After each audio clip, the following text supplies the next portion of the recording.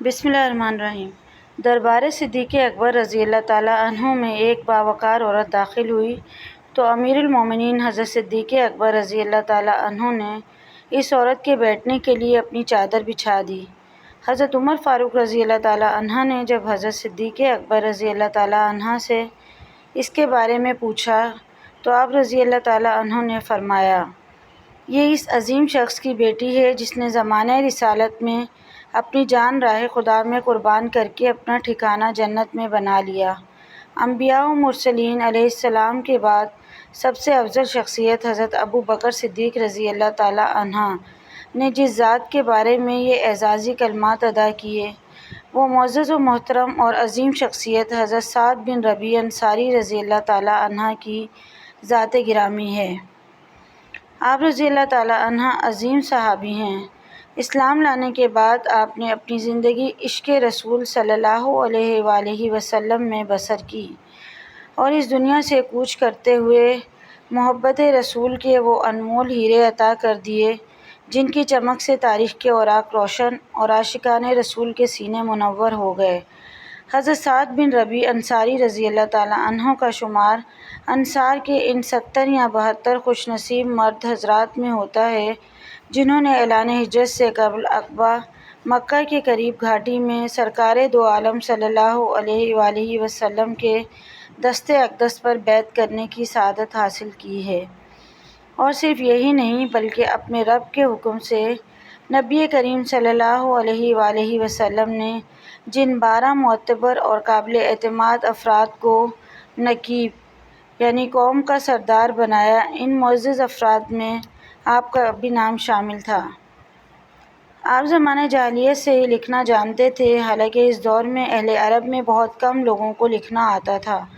نبی کریم صلی اللہ علیہ وآلہ وسلم نے حضرت سعد بن ربیع اور حضرت عبد الرحمن بن عوف رضی اللہ تعالیٰ عنہ کے درمیان بھائی چارہ قائم فرمایا۔ حضرت سعد کے پاس 2 باغ تھے اور آپ کی 2 بیویاں تھیں۔ آپ رضی اللہ تعالیٰ عنہ حضرت عبد الرحمن رضی اللہ تعالیٰ عنہ کو اپنے ساتھ گھر لے آئے، پھر کھانا منگوایا اور ان کے ساتھ کھانا کھایا، پھر کہا، تم میرے دینی بھائی ہو، تمہارے پاس کوئی زوجہ بھی نہیں ہے، میری 2 عورتوں میں سے جو آپ پسند کریں میں اس کو طلاق دے دوں اور آپ اس سے نکاح کر لیں۔ میرے 2 باغ ہیں، جو آپ کو پسند آئے رکھ لیجئے۔ لیکن حضرت عبد الرحمن بن عوف رضی اللہ تعالیٰ عنہ نے فرمایا، مجھے نہ تمہاری عورت کی ضرورت ہے نہ تمہارا باغ چاہیے، میں نے اسلام اس لیے قبول نہیں کیا، تم مجھے کاروبار کے لیے بازار کا راستہ بتا دو۔ آپ رضی اللہ تعالیٰ عنہ جنگ بدر اور احد میں شریک ہوئے اور غزوہ احد میں 3 ہجری ماہ شوال میں ہی شہادت کا درجہ پایا۔ غزوہ احد میں مشرکین 70 کے قریب مسلمانوں کو شہید کر کے مکہ کی طرف لوٹ چکے تھے۔ مسلمان اپنے شہداء کو ڈھونڈ رہے تھے۔ اس موقع پر نبی کریم صلی اللہ علیہ وآلہ وسلم کے کلمات اور جذبات آپ کے لیے یہ تھے، کیا کوئی ایسا شخص ہے جو جا کر دیکھے کہ سعد بن ربیع کے ساتھ کیا ہوا، وہ زندہ ہیں یا شہید ہو چکے ہیں؟ حضرت زین بن ثابت رضی اللہ تعالیٰ عنہ کہتے ہیں، نبی اکرم صلی اللہ علیہ وآلہ وسلم نے مجھے حضرت سعد بن ربیع رضی اللہ تعالیٰ عنہ کی خبر معلوم کرنے کے لیے بھیجا اور فرمایا، اگر تم سعد کو دیکھو تو اسے میری طرف سے سلام کہنا اور اسے بتانا کہ رسول اللہ صلی اللہ علیہ وآلہ وسلم پوچھ رہے ہیں کہ تم کیسے ہو۔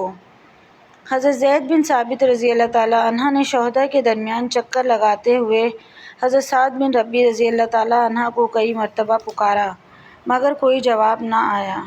اچانک ایک جگہ سے کمزور سی آواز آئی، کیا ہے؟ حضرت زید رضی اللہ تعالیٰ عنہ اس جانب بڑھے تو دیکھا کہ حضرت سعد بن ربیع رضی اللہ تعالیٰ عنہ میں کچھ زندگی باقی ہے۔ حضرت زید رضی اللہ تعالیٰ عنہ نے کہا، مجھے رسول اللہ صلی اللہ علیہ وآلہ وسلم نے بھیجا ہے کہ دیکھوں کہ تم زندہ ہو یا نہیں۔ حضرت زید رضی اللہ تعالیٰ عنہ کے کلمات سن کر حضرت سعد بن ربیع رضی اللہ تعالیٰ عنہ نے اپنی آنکھیں کھولیں اور پوچھا، رسول اللہ صلی اللہ علیہ وآلہ وسلم حیات ہیں؟ حضرت زید نے جواب دیا، ہاں، وہ صحیح سلامت ہیں، رسول اللہ صلی اللہ علیہ وآلہ وسلم نے تمہیں سلام بھیجا ہے۔ آپ نے جواب دیا، رسول اللہ پر سلام ہو اور تم پر بھی۔ تمام تعریفیں اللہ پاک کے لیے ہیں کہ پیارے آقا محفوظ ہیں۔ اب میرا دل مر جانے پر خوش ہو رہا ہے۔ تم بارگاہ رسالت میں میرا سلام پہنچا دینا اور عرض کرنا کہ یا رسول اللہ، میں جنت کی خوشبو محسوس کر رہا ہوں۔ عرض کرنا کہ ساتھ کہہ رہا ہے، اللہ پاک ہماری طرف سے آپ صلی اللہ علیہ وآلہ وسلم کو اس سے بھی بہتر بدلہ عطا کرے جو کسی نبی علیہ السلام کو ان کی امت کی طرف سے عطا فرماتا ہے۔ مزید ایسی ویڈیوز کے لیے ہمارے چینل کو سبسکرائب کریں۔ ویڈیو پسند آئے تو لائک ضرور کریں۔